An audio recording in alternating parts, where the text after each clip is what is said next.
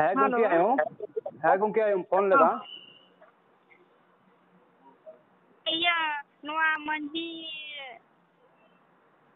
ᱥᱮ ᱱᱚᱣᱟ ᱯᱟᱹᱨᱥᱤ ᱚᱞᱪᱤᱠᱤ ᱯᱟᱹᱨᱥᱤ ᱟᱠᱷᱲᱟ ᱨᱮ ᱚᱱᱟ ᱠᱷᱚᱡ ᱦᱟᱸᱜ ᱞᱤᱧ ᱯᱟᱱᱛᱮ ᱛᱩᱫ ᱠᱟᱜ ᱦᱮᱸ ᱟᱹᱰᱤ ᱱᱟᱯᱟᱭ ᱠᱟᱛᱷᱟ ᱟᱫᱚ ᱯᱷᱳᱱ ᱫᱚ ᱱᱤᱭᱟᱹ ᱜᱮ ᱥᱟᱨ ᱧᱮᱞ ᱵᱟᱲᱟᱭᱟᱞᱤᱧ ᱨᱤᱯᱳᱴᱟᱨ ᱠᱚ ᱟᱫᱚ ᱟᱹᱰᱤ ᱴᱷᱤᱠ ᱜᱮᱵᱮᱱ ᱠᱚᱨᱟᱣᱟ ᱟᱫᱚ ᱟᱹᱞᱤᱧ ᱦᱚᱸ ᱟᱵᱮᱱ ᱥᱟᱵᱥᱠᱨᱟᱭᱵᱟᱨ ᱠᱟᱱᱟ ᱞᱤᱧ ᱚᱱᱟ ᱤᱭᱟᱹᱛᱮ ᱟᱨ ᱫᱚᱥᱟᱨ ᱠᱟᱛᱷᱟ ᱫᱚ ᱡᱮᱭᱥᱮ ᱟᱵᱮᱱ ᱱᱤᱭᱩᱡᱽ ᱠᱚᱵᱮᱱ ᱵᱮᱱᱟᱣᱟ ᱱᱚᱝᱠᱟ ᱟᱞᱮ ᱢᱟ ᱯᱨᱳᱜᱨᱟᱢ ᱞᱤᱧ ᱟᱹᱫᱤᱵᱟᱹᱥᱤ ᱥᱮᱸᱜᱮᱞ ᱚᱵᱷᱤᱡᱟᱱ ᱨᱮᱱᱟᱜ ᱟᱫᱚ ᱡᱮᱭᱥᱮ ᱡᱟᱦᱟᱱᱟᱜ ᱯᱨᱳᱜᱨᱟᱢ ᱠᱚᱨᱮᱱᱟᱜ ᱵᱷᱮᱡᱟ ᱵᱮᱱ ᱵᱮᱱᱟᱣ ᱥᱮ ᱟᱵᱮᱱ ᱛᱮᱱᱟᱜ ᱵᱮᱱ ᱠᱚᱨᱟᱣᱫᱟ ᱚᱱᱟ ᱦᱮᱸ ᱴᱷᱤᱠ ᱵᱟᱹᱲᱤᱡ ᱠᱟᱛᱷᱟ ᱠᱟᱱ ᱜᱮᱭᱟ ᱟᱹᱰᱤ ᱥᱟᱨᱦᱟᱣ ᱟᱫᱚ ᱥᱮᱸᱜᱮᱞ ᱚᱵᱷᱤᱡᱟᱱ ᱨᱮᱱᱟᱜ ᱠᱟᱹᱢᱤ ᱦᱚᱨᱟ ᱫᱚ ᱱᱚᱣᱟ ᱠᱚ ᱦᱩᱭᱩᱜ ᱠᱟᱱᱟ ᱠᱤ ᱢᱩᱨᱛᱤ ᱯᱩᱡᱟᱹ ko babon korao akowa abuwag jaher than manji than gibon banchawa etak se samaj babon goyong acu'a ar handi paura se bon chadao kowa बिल्कुल ado din ge betok ko huyuk kana ise do abena ni pantiya noa link ro mobile number ge boli uta odung dare ado ani ni chistai the ki jamui se chalao kate jogajo ado adi cherha group re nohai ni sendra tu ke ki ha sanam patrakar ko ado ᱜᱚᱝᱠᱮ ᱟᱭᱳ ᱦᱮᱸ ᱟᱹᱰᱤ ᱥᱟᱨᱦᱟᱣ ᱜᱚᱝᱠᱮ ᱟᱭᱳ ᱟᱹᱰᱤᱧ ᱥᱟᱨᱦᱟᱣ ᱢᱮᱭᱟ ᱟᱢ जो मिटन आयु कनम आयु लेकाते मिटे सामाजिक सुसरेतम कमीदा बकाय आर को आयोजना मेना को आर समाज रे कुड़ी कोड़ा मेना को कोड़ा कुड़ी मेना को खास करते उनको निका समाज बारे बाको रोडदा बाको चिंतायदा आबेन द सरहाव बेना गोंके आयु आर अडी इन तरफ कलिन सरहाव बेना चिदालिन सरहाव बेना आबेन अलिन बिन नेलिन कना आर अलिया कथा बिन अंजोमदा आर समाज बारे मी बार कथा बिन रोडदा अनि एएनएच न्यूज माध्यम से खोया बेन अडी सरहाव बेना चेदा आयोजना कना बेन आर अडी सरहाव बेन हो सरहाव गे सर दिन लिन नेला आदो ओना तलिन उयहरा न ओनका इनगे रोड अंजो नेल बेन आबेन हो बे रिपोर्टर ओना लिन अंजोम का तबेना बेन हो दो ओड़ा रन हो गोगत को लिन अंजोम चुको तखन लिन मेना गोगवा नेल ना ग्राउंड रिपोर्ट जहां हकीकत जिनिस जहां समांगी आ उनी गे टॉर्चर एमाय कना आर बड़ी गो कना ओना तो बड़ी एचोन गे ओना भांडान बखरा ते हा ओना को एने इकन ओना को हो आर लिन दिन गे आबेना न्यूज लिन नेला दो लिन चिस्तायदा नते हो देवघर जिला से हो आबुरन अडी गान मूर्ति को बोलोयना आर चेलिन मेना नोवा दिल्ली रे सर बको ये किदा उद्घाटन किदा को ये राम मंदिर बिल्कुल तो उन जो आबुरन संथाल हो नोवा करे मेना कोआ हांडे ये रे को चला कना मंदार बुरु रे तो उनको हो आको दुवर ते राम झंडा हांडे को बी किदा तो अडी कष्ट लिन बुझे के स्कूल रे महाशय को अडी केलेम केते एगेर बंदो देने बनार कते निदु को अंजोमे लिन गेली दो को कुमरो बलिन रोड गलमा तो स्कूल रे को बगी किदा तो नितो चिको चिकायदा आतो ओड़ा रे को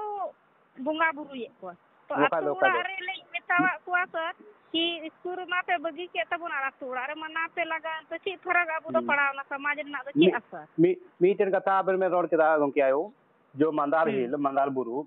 ओंडे मिटेन आबो मिटेन धर्म गल लेका मेना दबना लेकिन ओंडे ज्यादातर हिंदुआ आयो की ज्यादा को संस्कृति को पंजायदा आर ओंडे मिटेन ब्लॉगर नेल केदिया ब्लॉगर खाली उनको एक्चुअली चे तुम सरस्वती ये सरस्वती सॉरी चे तुम कांतया राम ये चित्त कुंड मेना आचे लका ओंडे ना दाग उइदा ओंडे दाग पूजयदा लेकिन मझी थान जो मेना हां नेल कदा ली जो मझी थाना ओंडे ओको को चला कना आ चित्त कुंड है ओंडे को दोन चला कना जतो संथाल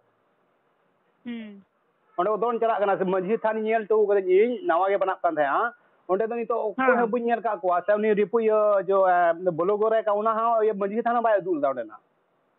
हां अदो कहीं ना कहीं अब समाज ना माराम बुरु है उदु किदिया सर आर जेते उनको दा को किरिंग केते ओंडे हा बाबणे रखा को कना को पूजैया अदो कहीं ना कहीं अबो आदिवासी ना कुछ नजु काना 30 साल होते अब अस्तित्व चाबा जो हिसाब से को अब संथाल बोया हिंदू कैटेगरी को चला कना हिंदू धर्म को पंजायदा अड्डी ज्यादातर हिंदू को नेले अड्डी ज्यादातर अदो नहो नुका बेन दाड़ान कना ओना तेलिन चेष्टाया नते हो हा मिटे शिवरात्र रे होयुआ ओड़ा ओड़ा चंदा को उठावे कना सर आ 600 500 और नचनी को अगुये कोआ और अब संताड़ के शिवरात्रि को तो आर अबो बोन खोज कना कि अबो पहचान हुयो दरकार चाहे मारे धर्म रे ने थे आदिवासी चाहे नवा धर्म रे बकाय दो आर अबो बोन खोज कना कि झारखंड रे प्रथम राजभाषा हुयो दरकार तो उना रे चीज हो सरकार हो कोन हो असर बांगा आर गणो हो बांगा आर उर्दू तो आर टीचर कोई बहा लिए मैं दो गोंके आयोलिन मेना अबो हर कमी मेना सरकार दो कोई कमी बनुआ अगर आम आदिवासी आम मी जुक्ति लेन का एकता लेन का सरकार चेदा बाय मासे ये रोड रे तिंगो में जतो संथाल बुया तो में से आम संथाल बुया के बाम तो कना आदिवासी जितू तो बाम तो कना खाली आम तो धर्म विषय तुम लड़ोया आना धर्म निय धर्म आम आम समाज विकास रे तो बाम लड़ोया तो सरकार थे मांग बाम दोया तो सरकार तो चे मामा खाली खाली नेल दा सरखन मुर्मू गोंके गी प्रचार प्रचार दा सले झारखंड दिसम रे राज्य भाषा बेना ठीक अदो उनी मते रोड दा आर को मिना को समाज रे उनको को रोड दा थीर बनाओ कना इन दो मेना नोआ लगी विशेष दो बाको रोड दा सर कि आबेन हाको बेन गोय एगु को आदो लिंदा 40 लाख टा नोडे मा चुले ठे मलिन जम को बिल्कुल अदो हेन कथा कना सरकार दो इंदो हेमंत सरकार दो गलत बन नेले कना बड़ी दो बाय कमी दा तो ठीक गी कमी दा मेन चीज कना अबो हर बाबू एकता लगा सरकार दो आया जगह ठीक गी कमी कना आम एग्जांपल तर अगर गिद्र बायरा एकन खा को थोड़ी नुया बात नु ने थी रता कना बायरा दा अदो ओना कथा कन गया अदो संथाल बोया गी जितना भी हेना को रेंगे गी बुनु तको हमको मा रेंगे तहन तको तबे ना अडी बड़ी बोन कमी दार होलिन लेबेन कना दोलान ओड़ा एदा को अबुरन संतार गे तो उनको ना कात रे को ओल दा ओम है नहीं अडी सही कथा मेन केदा लेकिन ये मेना कोकोआ जो मेंटलिटी मेना जो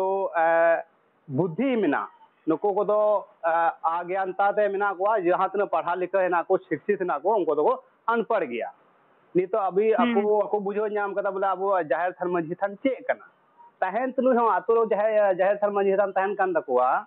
लेकिन ओना कोई वैल्यू को मा अगर अदो उनको लेकान उनको हर लेकान ओना के तो अदो लिन चेष्टाया मिटे हा लिन होवाय कना दो अबेन होबेन हेलन थाड़ी जुत होई कोआ अकल अडी सरा अडी खाली अड़ांग वाला होले नाम का दिया सिबरद रे और उनका ना दो ठीक कथा बा दली बेटा दे दादा मा तो अबेन नोडे सेक्टर रोबेन बाकी बा दामड़ी देखा बन जमा में खाए सामने रे रिपोर्ट लिखाई के बेन जुत होई अचदा अलिंग आतो कना नाते चिलिंग मेना दिबिया मा ले जोले के अदो ओना केंदा ठेमा बांग मारसालो कना दो ओना लगी तिगिन वा गणो दो लिखय कना गणो दा ची बांग ना भलो मदो को अंजम तबन मा सामना सामनी दिसम रे को बिचार आर खाय नेल दाबन बंगाल रेन उनी ड्रामा वाला रिपोर्टर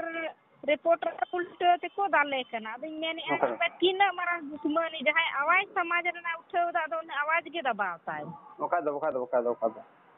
अदो सिबरदर लिंक स्टाइल आबेन नेता बेन कि नोडे देवघर जिला रसुन अतुलिन तड़ा कना अदो बेन हे लेन खान अड्डी जुतु आर हे लेन खाय दबा हजू बेन आर संथाली अड़ांग होना ओलिन हो का दे उनी हो अडी चिरहाय एमया जहान विभाग रेना गे नेतावा हो समाज हो गिदरवा हो बोंगा बुरु बड़िया हो जेते रो रखा ओइकन अदो